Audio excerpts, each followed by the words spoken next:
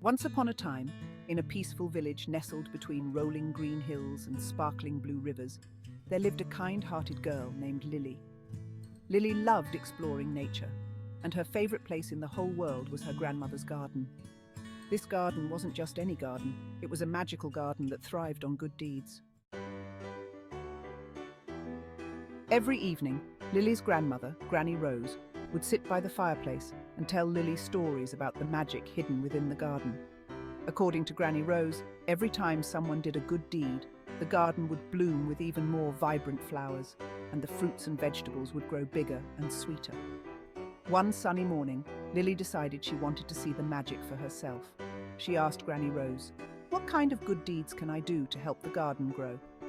Granny Rose smiled warmly and replied, "Good deeds can be big or small, Lily. It's all about being kind, helpful, and thoughtful.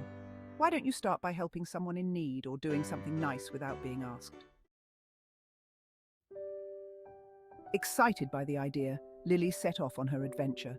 As she walked through the village, she noticed an elderly woman struggling to carry her heavy bags of groceries. Lily ran over and offered to help. "Can I carry these for you?" she asked with a bright smile.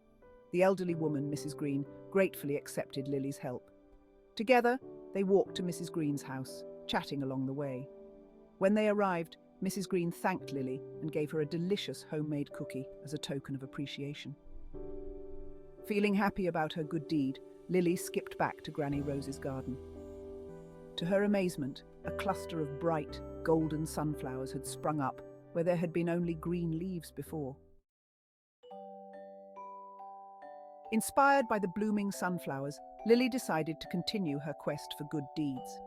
The next day, she saw her friend Tommy sitting alone on a bench, looking sad. "What's wrong, Tommy?" Lily asked, sitting down beside him. Tommy sighed. "I lost my favorite toy, and I can't find it anywhere." Lily thought for a moment and then said, "Let's look for it together. I'm sure we'll find it." They spent the entire afternoon searching high and low. Just as they were about to give up, Lily spotted the toy stuck in a tree branch. With a bit of effort, she managed to retrieve it and handed it back to Tommy. "Thank you so much, Lily. You're the best friend ever," Tommy exclaimed, hugging his toy tightly. That evening, Lily rushed back to the garden, eager to see what new magic had appeared.